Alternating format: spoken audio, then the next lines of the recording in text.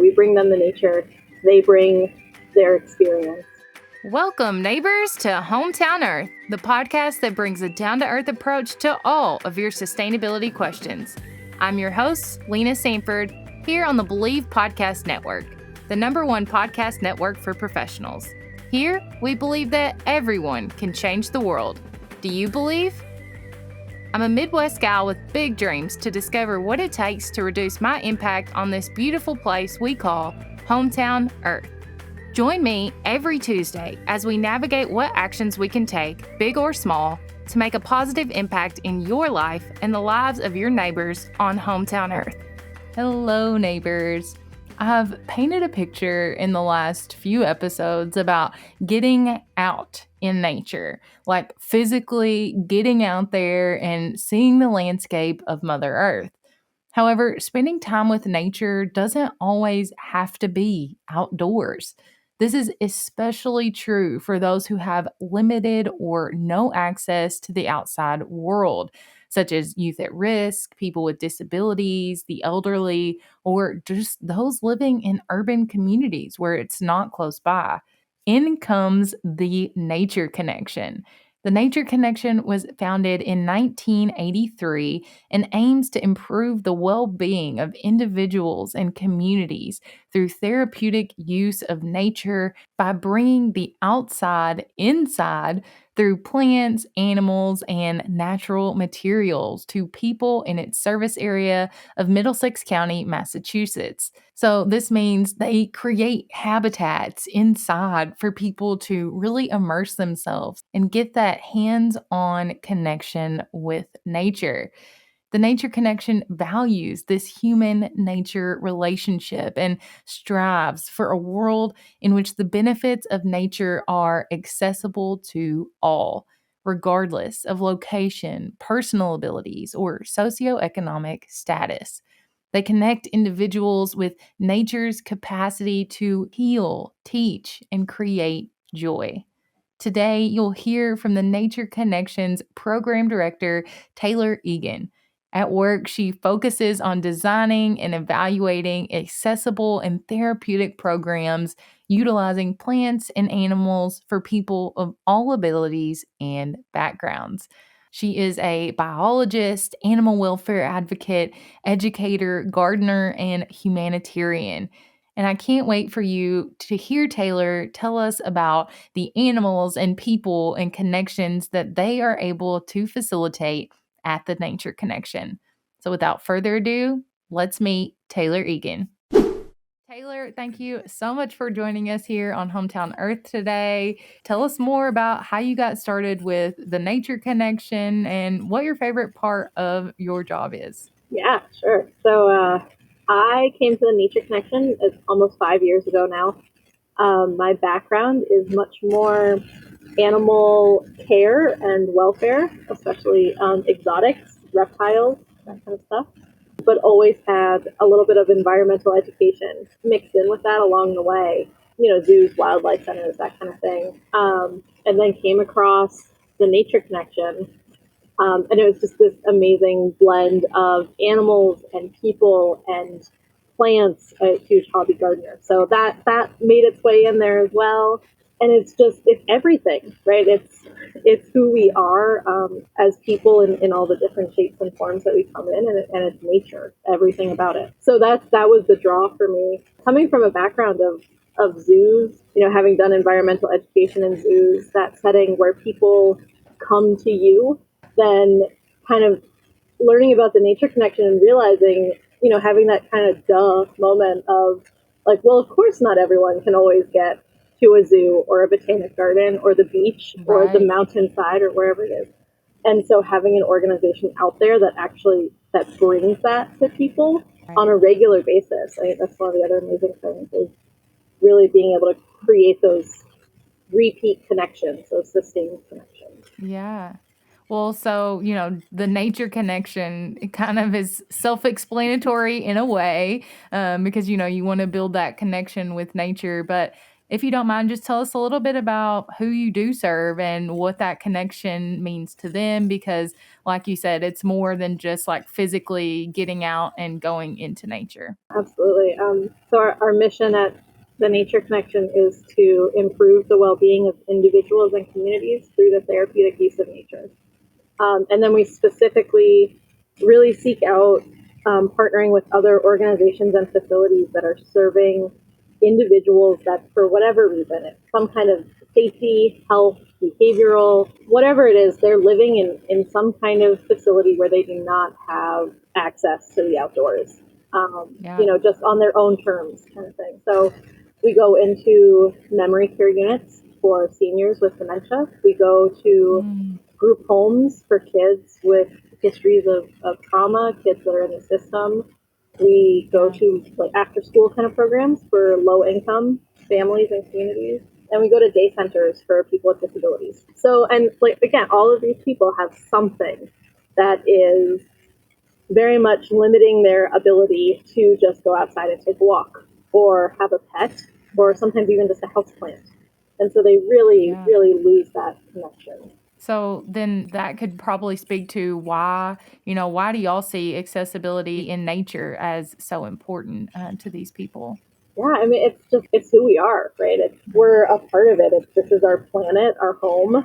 I mean, your podcast, the name of it, Hometown Earth, just sums it up pretty perfect right there. Absolutely. This is where we are. We are created to exist with these trees and these plants and these animals and these natural landscapes, and to have to be removed from that for very important reasons. But to have to be removed from that really it absolutely affects us.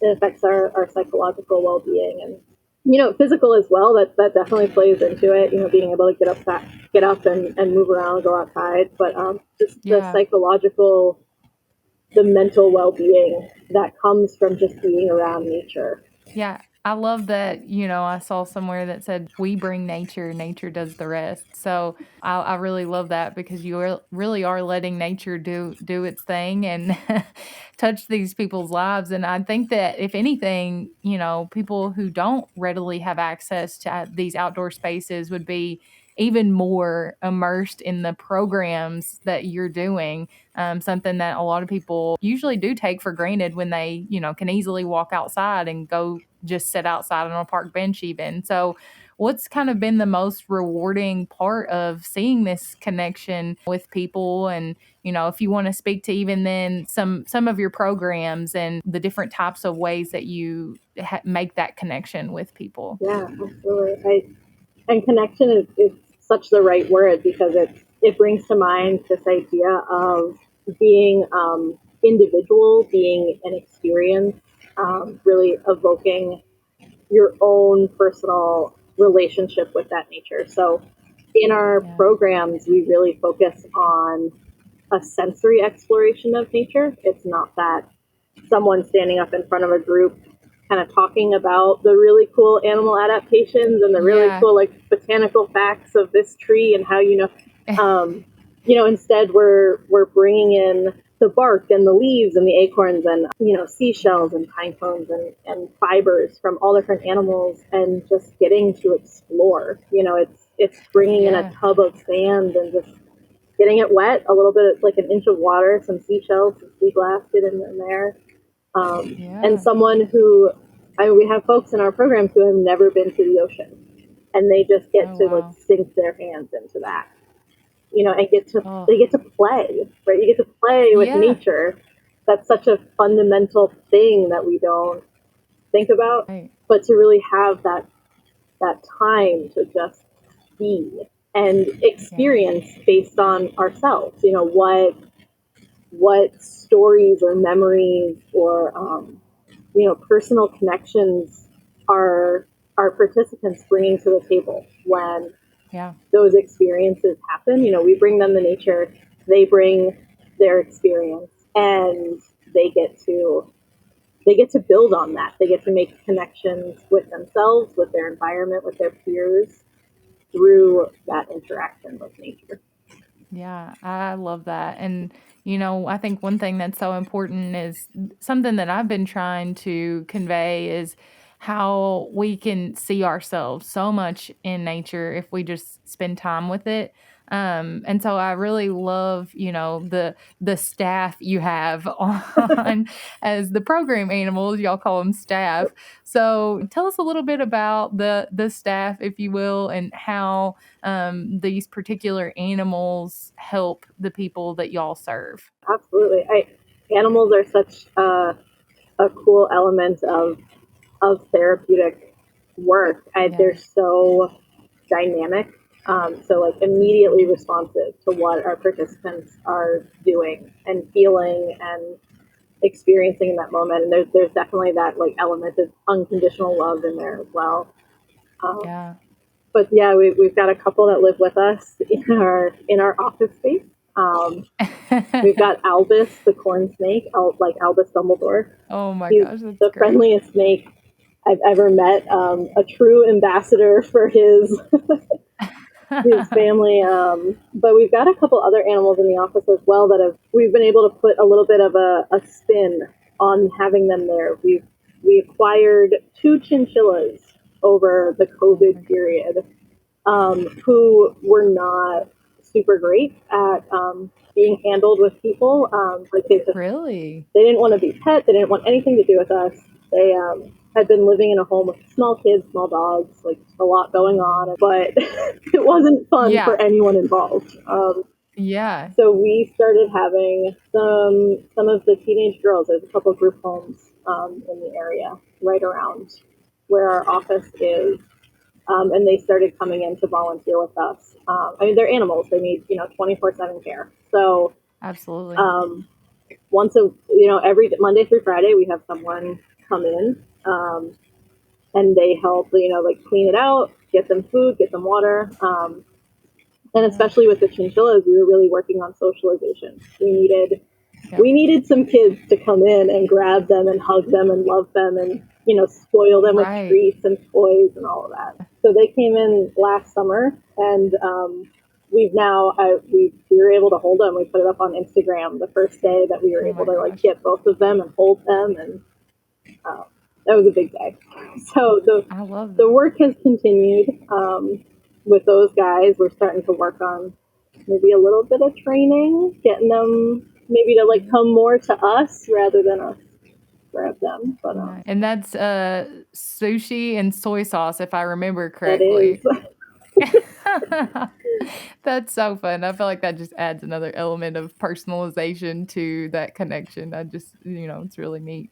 And people can go online and learn more about the animals that y'all have in the programs if they want to on your website. So, can you pick a favorite? Which is the corn snake your favorite animal oh, that y'all work with? I think it's got to be the snails. We've got a couple of Oh, garden snails. really? Yeah, they are the unsung heroes of being able to just slow down and be in the moment. And you Yeah. put those guys, we will put them in our program participants in their hands, and they just Yeah. become so fascinated. I mean, like you just zero right in and watch and wait as this snail, just like on its own timetable, comes out of its shell, Oh and my gosh. when it pokes those eyes out and looks around, like I think for anyone, there's that sense Yeah. of the slowed down wonder and how Mm, amazing and yeah. cool is this experience.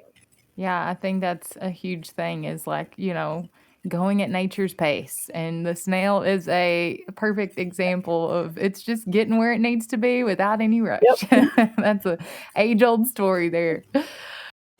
Are you ready when inspiration strikes? Now you can take notes while listening to Hometown Earth, write quotes, facts, or even journal with our limited collection of pocket notebooks. Designed by a local artist and produced on 100% recycled paper, these will be your new favorite on the go notepads. Get yours today at lenasanford.com/shop. Well, so I know you have in-person programs that y'all do, but you also have some interactive online programs and a newsletter that people can kind of get involved, which I think started with COVID. So can you tell us a little bit more about that? Yeah. So when COVID happened and everything had to shut down, we were like, how do we take this extremely hands-on, sensory-oriented program and put it Yeah. on Zoom? So we ended up coming up with this system where we would, we had to totally rewrite and restructure the programs that we were doing, but came up with a system where we could package up some materials and send them out, mail them, drop them off, whatever, volunteer, ferry them out to wherever it was, so that we could get on Zoom with our participants and they would have something there, an acorn or a flower bud or a seed pod, pine cone, whatever it was, and we could still explore and engage and get hands-on with that nature. And one of the other things we were able to do was we wrote up a bunch of our activities, for folks that if you're going to do an online program, then you have to have an internet connection and you have to have Zoom and, a webcam and all that stuff. So for folks where that just wasn't financially or logistically possible, or just like bandwidth possible at that time in March 2020, we wrote up just a bunch of these activities, which is really, really common nature items. Like I think we've got one that's like 10 things to do with a dandelion. So if you were just home, or if you were an activities director that needed to, just keep working with the folks in your care, you could go outside and pick 10 dandelions, bring them inside, and we had an activity right up for you. This is how to explore dandelions. That's huge for even caregivers, who are working with people or people that have family members that, that they know that they're not getting this connection. So I think it's outside of the box, but in the simplest way. And it really, again, brings nature to people and kind of lets nature do the rest. So is there anything else about the programs that you want people to know and that you find important or see that changes people's lives? I think the repeatedness of it. We go back and we partner with facilities and we go at a minimum of once a month. Typically, we're going and visiting, and it's something sustained, and it's a relationship that we get to build on, not only with our participants, but that our participants get to build with nature. They get to know the animals. They get to look forward to the program, to know that it's coming. Even folks with dementia, they're not going to remember maybe specifics, but they know the feeling. Like when we walk in the room and we have like those big carts full of plants and animals and people are coming to visit, it's happy, it's bubbly, it's exciting. Yeah. And just being able to have that sustained connection. There's a thing out there that it sounds very, self-indulging, being the nature connection, but nature connectedness is this thing that you build over time through repeated sensory exploration of nature. And like you only get it that way, to have that feeling of place and community within the natural world. Right. And so I think that's something that's just so key about the programs. It's the same as mental health is the same as physical health. It's something that you have to keep doing. It's not just like a one and done hit. Right. You go to the beach and then, you're not good for the rest of the year. Yeah. You have to keep, that's so true. Keep going out there, keep, playing with the leaves and the sand and all of that. Well, so, kind of a curveball here that you might have in your inventory. So other than the dandelions, is there something that you would suggest people, who might be listening to this and who might be homebound or, not have the ability to go outside, that they can kind of do to start building that relationships from their own home? Yeah, so there's this activity that comes from environmental ed of probably other places too, but where I notice, I wonder, and it reminds me of. And so you could do it with just anyone, your friend, your family. Find any object, any natural object, a leaf, a rock, a piece of seaweed, whatever it is. Yeah. And you just go back and forth and you start with, I noticed statements. Okay. And you just go back and forth and say things that you notice. And it gets really hard really fast. Right. But you start to notice the most amazing little details about this piece of nature that you have. And, once you've worn through all of those, you go on to, I wonder, things that you wonder about the object, I wonder how it got here. I wonder what happens if you do this. I wonder about that. Right. And then it reminds me of, whatever it is. Yeah. A physical object that looks similar, or a memory, or a thought. And to just go through that with someone that you know really well or not so well, it's a great icebreaker.